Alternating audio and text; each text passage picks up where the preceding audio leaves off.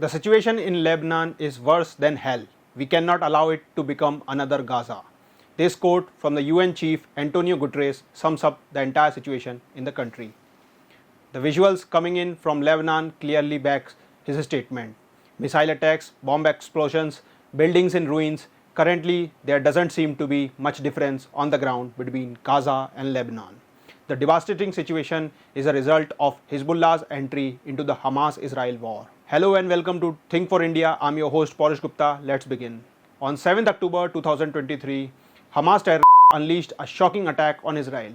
To counter the terrorist outfit, the Jewish nation began its counter-attacking campaign in the region. But in the name of Islamic unity, Hezbollah decided to jump in and open another front against Israel. Post the destruction of Hamas infrastructure in Gaza, it seems Israel has now shifted its complete focus to Lebanon. It looks likely Israel has decided to finish off the Hezbollah threat before Hamas. Post the Pazer and walkie-talkie attacks, Israel has bombarded Lebanon with over 400 missiles. More than 600 people have lost their lives in the attacks, with thousands injured, while many have fled the region due to the ongoing clashes. Lebanon's economy is in free fall. To put it into context, currently 1 rupee is equivalent to 1095 Lebanese pound and $1 is equal to 90,000 Lebanon pounds.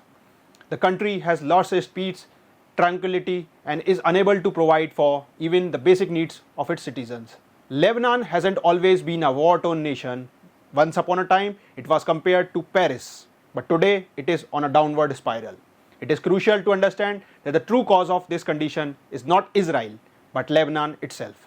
The prime reason is the push of religion into the country's politics. The Mediterranean country was ruled by the Ottoman Empire for 332 years, from the 15th to the 19th century.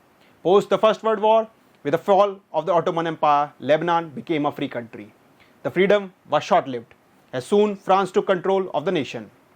With the end of the Second World War and taking advantage of a weakened France, Lebanon again secured its freedom. Freedom brought with it a number of issues. The country is home to over a dozen religions, with Islam and Christianity the outright major ones. The Muslim population is 56%, which is divided equally between the Sunnis and the Shias, with the Christian population making up 35%. This means that the country's politics revolves around the Shia, Sunni and Christian communities. Due to regular clashes, the three came to an understanding in 1943, where the politics of the country was divided into segments catering to each of the three communities. According to the resolution, the Sunnis will get the post of the Prime Minister, the Christians will get the post of the President, while the Shias will get the post of the Speaker of the House. Although technically with a lower population, the Christians, due to their better resources, got a better half of the deal in the resolution. In the parliament, the seats are divided between the communities and further into different sects. But soon religiosity was put aside and the divisions became a way to grab political power and empower your own community. Due to this power race, the parliament got logjammed as it became next to impossible for the three to agree on any decision. All three communities spent their time and energy lobbying for only their community, and the country became weaker by the day. Post the 1975 civil war, the situation in the country deteriorated further. Fleeing the Israel-Palestine war, thousands of Palestinians made their way into Lebanon.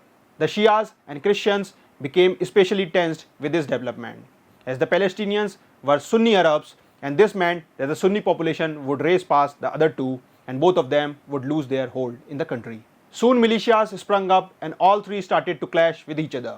The ensuing civil war lasted 15 years, costing 15,000 Lebanese citizens their lives and rendering thousands homeless. This civil war gave birth to Hezbollah. In the aftermath of the war, the warring leaders became politicians and began running the Lebanese government.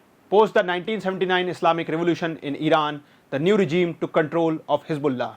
Since then, Israel and Hezbollah have been at each other's throats. In 1982, Israel invaded Lebanon to finish Hezbollah, but the 20-year subsequent war ended in a stalemate and Israel decided to fall back. In 2006, Hezbollah again attacked Israel and the Jewish nation proceeded to invade Lebanon once again.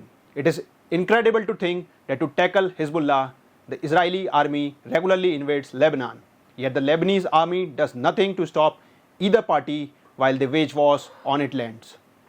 Hezbollah is also part of the government of Lebanon and is directly in control of a number of areas. All in all, the reason for Lebanon's destruction and its complete lack of decision-making ability is due to the religious reservations dragging the country down.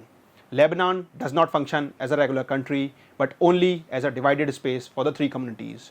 The communities are struck fighting to just gain an upper hand while stalling the others. This has led to a complete stagnation and deterioration of the country in which the common public is the number one victim.